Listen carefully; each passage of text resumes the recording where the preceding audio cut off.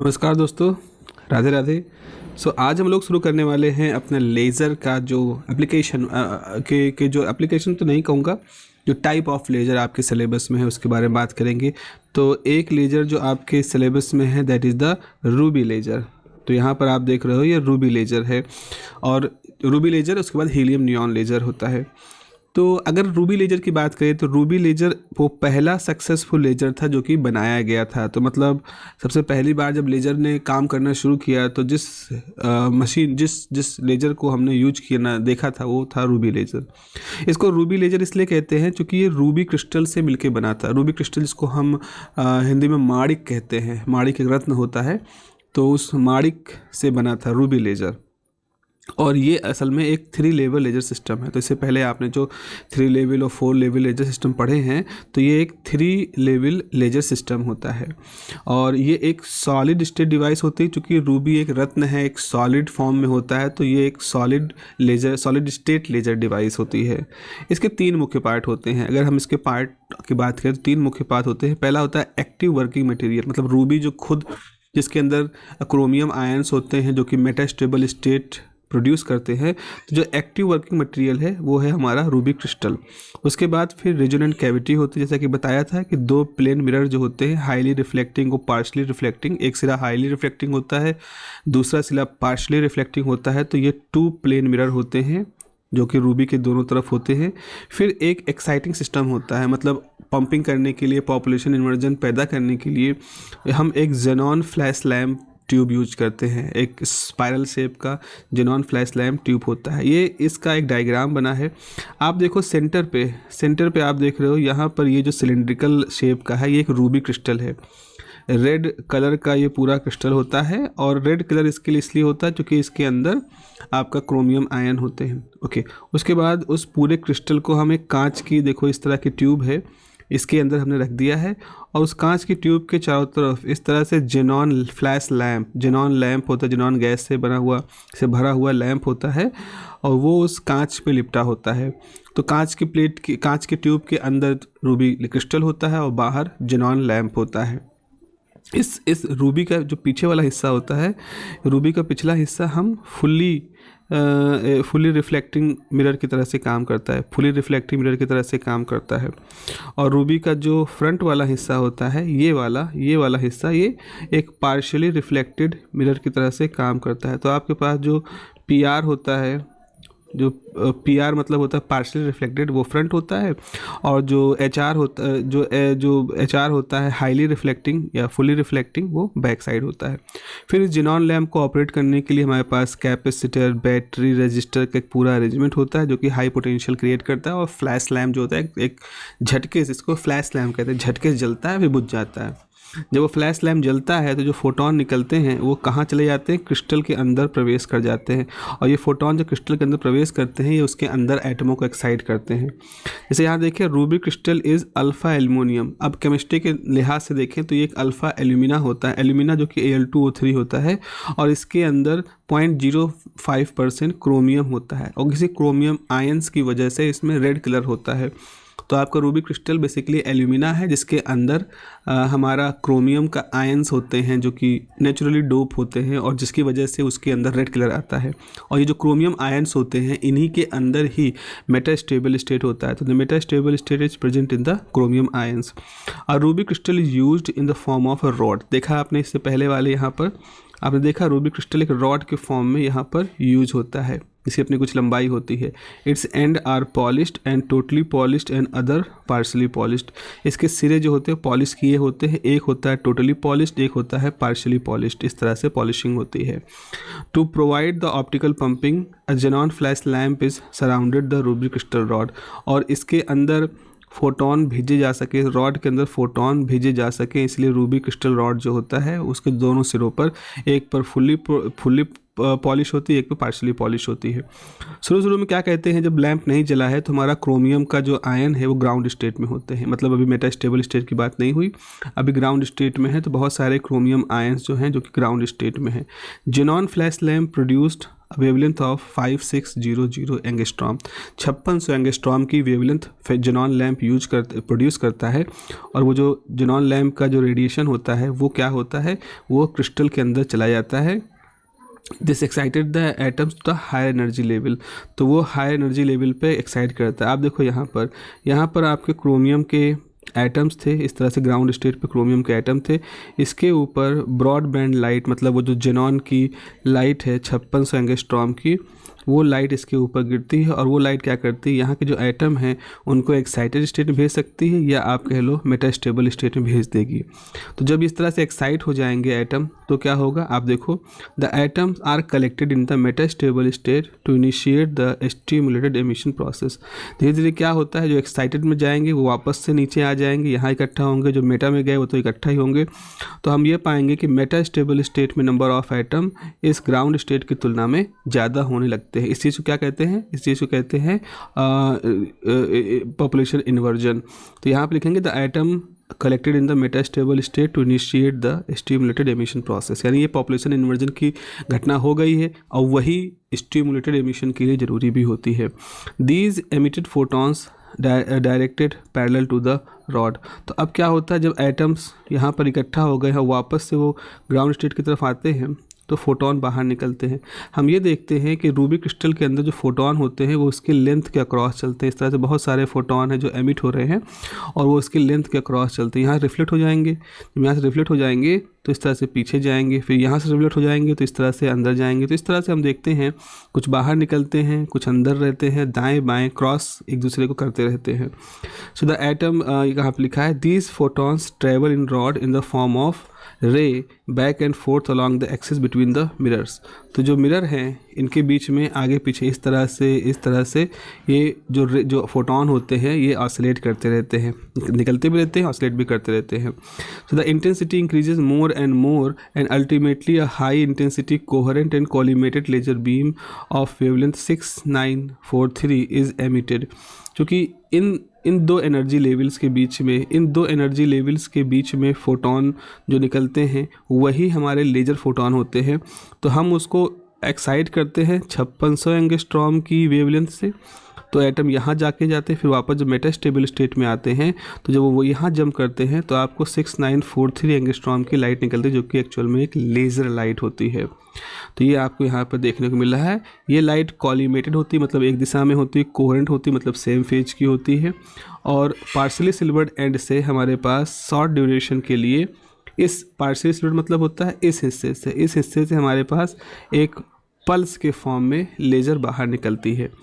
और इसका जो एनर्जी लेवल डायग्राम है वो यहाँ पे आपको दिखा है, आप देख रहे हो थ्री लेवल लेजर सिस्टम जैसा ही है। इसमें एक्साइटेड स्टेट है 10⁻⁸ सेकेंड का, मेटास्टेबल स्टेट है लाइफ टाइम 10⁻³ सेकेंड का, ग्राउंड स्टेट है you can say the infinite life time होती है उसकी। और इस तरह से ये जो पूरा बैंड डायग्राम है, ये सॉरी एनर्जी लेवल डायग्राम है जो यहाँ पर रूबी लेजर का आपके सामने है। दूसरा है हीलियम नियॉन लेज़र। अब एक चीज़ ऐसा होता है कि अगर हमने एक लेज़र पढ़ रखा है तो एक स्वाभाविक सा सवाल आता है कि आखिर जब हमारे पास रूबी लेज़र था then why we need to develop another laser. वहाँ कई सारी दिक्कतें थी। जैसे एक दिक्कत तो ये थी कि उसके अंदर क्रिस्टल इस्तेमाल होता है ना, रूबी लेज़र में क्रिस्टल इस्तेमाल होता है। क्रिस्टल एक सॉलिड होता है, आपको मालूम है कि जब क्रिस्टल सॉलिड जो होता है जब वो हीट होता है तो एक्सपैंड करता है और जब ठंडा होता है तो कंप्रेस होता है। क्योंकि जब इसके अंदर जेनॉन लैम्प और लाइट और वो सारा स्टिमुलेटेड प्रोसेस सब हो रहा होगा तो इसके अंदर हीट जो होती है वो डेवलप होती है। वो हीट क्या करती है, क्रिस्टल को फैलाती है, फिर क्रिस्टल से लाइट पल्स निकलती है, फिर क्रिस्टल ठंडा होता है, फिर जेनॉन लैम्प जलाना पड़ता है। तो इस तरह से हम देखते हैं कि इस क्रिस्टल के अंदर क्रैक आ जाते हैं, क्रिस्टल जो होता है इसके अंदर डिफेक्ट आ जाते हैं, इसमें कोई दरार आ गई या इस तरह की चीज़ें हो जाती हैं, वो डिके हो जाता है थोड़ा सा, तो जिसकी वजह से फिर उसकी फंक्शनलिटी उतनी अच्छे से नहीं रह जाती। एक तो ये दिक्कत है, ऊपर से रूबी बहुत महंगा है, एक रत्न है, माणिक बहुत महंगा होता है, वो भी इतना लंबा crystal cylindrical banana it's a costly process. तो ये कॉस्ट है, उसकी ड्यूरेबिलिटी का इशू होता है। और एक जो और बड़ा इशू है कि उसमें से लेज़र हमेशा पल्स के फॉर्म में निकलती है, मतलब एक लेज़र निकली फिर थोड़ी देर बाद दूसरी लेज़र निकलेगी, क्योंकि उसमें एक बार लेज़र निकलने के बाद वो सब शांत हो जाता है, तो फिर से ज़ेनॉन लैम्प जलाओ और फिर से उसमें से लेज़र निकालो। तो यहाँ पर वही लिखा है, the ruby laser is a pulse laser. ये बहुत ज़रूरी है आपको जानना है कि ruby laser is a pulse laser which is not a continuous laser. और continuous laser is helium neon gas laser, जो कि एक 4 लेवल लेजर सिस्टम होता है। तो हीलियम नियॉन को बनाने के पीछे मकसद ये था कि हमें एक ऐसा लेजर चाहिए जिससे कंटिन्यूसली कुछ मिनट के लिए या कुछ सेकंड के लिए कंटिन्यूसली उसमें से लेजर लाइट निकलती रहे। जैसे आप स्कैनिंग करते हो, आप देखते हो जब आप बारकोड किसी मॉल में जाते हो, किसी जगह पे जहाँ बारकोड सिस्टम होता है, तो जैसे ख़रीदा आपने सामान, तो सामान खरीदने पे जब बिलिंग काउंटर होता है तो वहाँ उनके पास एक स्कैनर होता है, बेसिकली वो एक लेज़र होता है। तो उस स्कैनर से 2-4-10 सेकंड के लिए, कुछ सेकंड के लिए लगातार एक रेड कलर की लाइट निकलती है, जिससे कि बारकोड स्कैन होता है। तो उस तरह का काम हम करना चाह रहे थे, तो हमें कंटिन्यूस लेज़र निकालना चाह रहे थे। या लेज़र थेरेपी होती है जहाँ स्किन के ऊपर लेज़र को टारगेट किया जाता है। आपने बहुत सारे वीडियो यूट्यूब पे देखे होंगे जहाँ लेज़र सर्जरी कर रहे होते हैं, लेज़र थेरेपी दे रहे होते हैं स्किन को, तो उसके लिए कॉन्टीन्यूस लेज़र की ज़रूरत होती है। तो हीलियम नियॉन एक गैस लेज़र था, गैस होने की वजह से उतना कॉस्टली नहीं, इतना कि आपका रूबी लेज़र था, और साथ ही साथ इसकी जो ड्यूरेबिलिटी लाइफ होती है वो भी ठीक ठाक रहती है। सो इसमें क्या होता है, द हीलियम नियॉन, अब हीलियम नियॉन लेज़र में हीलियम और नियॉन 2 गैसेस भरी होती हैं। तो जो हीलियम होता है उसका रेशियो 10 होता है, नियॉन जो होता है उसका रेशियो 1 होता है। मतलब अगर वॉल्यूम वाइज बात करें, मोलर मास वाइज बात करें, तो हीलियम 10 प्रोपोर्शन में होता है, नियॉन 1 प्रोपोर्शन में होता है। Is filled in the glass tube at 13.3 pascal. तो एक ग्लास ट्यूब के अंदर थोड़ा हायर प्रेशर पर 13.3 पास्कल पर हम हीलियम नियॉन गैस को 10:1 में मिला देते हैं। ये इंपॉर्टेंट है, इसको हाईलाइट करिएगा। और और जो ग्लास लेते हैं जिसके अंदर ये हीलियम गैस भरी होती है, उसका जो एक सिरा होता है उसको हम पॉलिश कर देते हैं, तो वो हमारा हाईली रिफ्लेक्टेड होता है। दूसरा पार्शली पॉलिश करते हैं तो पार्शली रिफ्लेक्टेड होता है। So laser action takes place in the neon atom. तो अब सवाल ये होता है कि हीलियम नियॉन 2 गैस है, तो इसमें से मेटा स्टेबल स्टेट किस में होता है? तो इसमें नियॉन में जो मेटा स्टेबल स्टेट होता है उसका हम लोग यूज करते हैं। तो हीलियम इतनी बड़ी मात्रा मिलाने क्या मतलब है? हीलियम का रेशियो 10 है।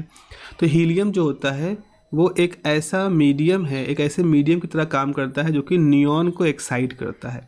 तो नियॉन रेशियो में 1 है, उसका अनुपात कम है, लेकिन मेटा स्टेबल स्टेट उसी के अंदर है। तो वो क्या करता है, वो उसको हीलियम जो बहुत सारे हैं, 10 गुना ज़्यादा हैं, वो एक्साइट होते हैं जल्दी। हल्का होता है हीलियम का एटॉमिक नंबर 2 है, तो जल्दी वो एनर्जी गेन करते हैं, और हल्के होने की वजह से तेज़ी से मूव करते हैं। और जो नियॉन के साथ टक्कर, नियॉन चूँकि हैवी होता है हीलियम के कंपेरिजन में, तो उनसे टक्कर मारते हैं, उनको एक्साइट करते हैं ताकि उसकी मेटा स्टेबल स्टेट पॉपुलेट हो सके। तो the helium neon mixture is 10:1 filled in the glass tube at this pressure. One end of the glass tube is HR, यानी कि highly reflecting, and the other end is partially reflecting. The laser action takes place in the neon atom. Neon atom के अंदर laser action होता है. The helium help to achieve population inversion by transferring their energy to neon atom. Helium atom क्या करते हैं? Population inversion को प्राप्त करने के लिए। पॉपुलेशन इन्वर्जन का मतलब क्या होता है? आपने पढ़ा, पॉपुलेशन इन्वर्जन का मतलब होता है मेटा स्टेबल स्टेट में एटमों की संख्या ग्राउंड स्टेट से ज़्यादा हो। तो पॉपुलेशन इन्वर्जन वो लोग प्राप्त करते हैं कैसे? Transferring their energy to the neon atom. तो हीलियम जो होते हैं नियॉन से टक्कर मार मार के उनको अपनी एनर्जी देते हैं और उनको मेटा स्टेबल स्टेट में ले जाते हैं। The gas atom in the glass tube are excited by the electrical discharge. अब सवाल ये होता है कि हम नियॉन को तो टक्कर मार के हीलियम एक्साइट कर देते हैं, पर हीलियम को एनर्जी कैसे देते हैं? तो हम जो गैस ट्यूब लेते हैं जिसके अंदर हमने हीलियम और नियॉन गैस भर रखा है, उसमें हम 2 फिलामेंट लगा देते हैं और इन फिलामेंट को इस तरह से रखते हैं और इसमें हम पोटेंशियल अप्लाई करते हैं, जिससे यहाँ पे इलेक्ट्रिकल डिस्चार्ज होता है और उस इलेक्ट्रिकल डिस्चार्ज के थ्रू हमारी एनर्जी हीलियम को ट्रांसफ़र होती है। वर्किंग क्या है? वर्किंग ये है कि by the electrical discharge the helium atom excite होते हैं from the ground state to the excited state, and the excited state is 20.61 electron volt. एक नंबर की बात करें तो हीलियम का एक्साइटेड स्टेट 20.61 होता है। और जो मेटा स्टेबल स्टेट होता है नियॉन का, meta stable state of neon जो है, meta stable state of neon is 20.66 electron volt, which is very close to the 20.61। तो जरा आप डायग्राम देखो, ये हमारा हीलियम एटम का है। तो हीलियम एटम का एक्साइटेड स्टेट है 20 ये देखो ये लिखा है 20.61 इलेक्ट्रॉन वोल्ट, और जो नियॉन एटम का मेटा स्टेबल है तो 20.66 इलेक्ट्रॉन वोल्ट। तो ये है 20.61, ये है 20.66, 0.05 इलेक्ट्रॉन वोल्ट का अंतर है, जो कि बहुत बड़ा अंतर नहीं हम कह सकते हैं। तो the metastable state is this by resonant collision, मतलब कि हीलियम जो होता है, रिजोनेंट कोलिजन मतलब होता है हीलियम जो होते हैं वो एक्साइट हो गए, हल्के हैं और घूम रहे हैं, तो कहीं नियॉन एटम मिलेगा तो नियॉन के साथ कई सारे हीलियम एटम टकराएंगे। So the helium atom collide with the neon atom, तो रेजोनेंट कोलिजन के थ्रू हम कहेंगे कि वो टक्कर मारते हैं नियॉन एटम को and excited to metastable state, और नियॉन को मेटास्टेबल स्टेट तक एक्साइट कर देते हैं। By this process population inversion achieve, तो हमने इलेक्ट्रिकल डिस्चार्ज किया, मोस्टली एनर्जी हीलियम के पास गई, हीलियम ने क्या किया, वो एनर्जी ले करके वो नियॉन से टकराए और नियॉन को मेटास्टेबल स्टेट में एक्साइट कर दिया। क्यों? क्योंकि हीलियम की एक्साइटेड और नियॉन की मेटा लगभग बराबर होता है। 20.61 होती है इलेक्ट्रॉन वोल्ट होती है हीलियम की एक्साइटेड, और 20.66 इलेक्ट्रॉन वोल्ट होती है नियॉन की मेटास्टेबल स्टेट।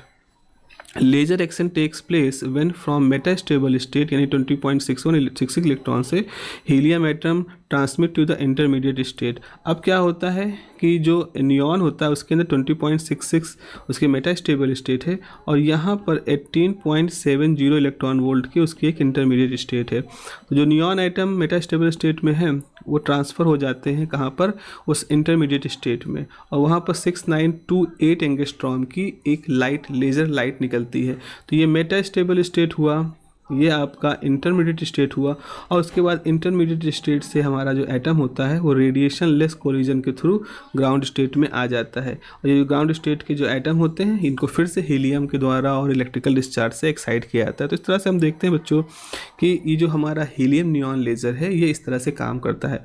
तो इसका ये जो energy level diagram this is very important, और जहाँ पर ये खास तौर पे 2.61 और 2.66 का जो ये डिफरेंस है हल्का सा, और जो कोलिजन के थ्रू हीलियम नियॉन को एक्साइट करता है, this is a very important process. चलें फिर इतना पर्याप्त है आज के लिए, और फिर लेज़र में अगले सेक्शन में हम लोग पढ़ेंगे उसके एप्लीकेशंस। ठीक है, have a nice day, take care, bye bye.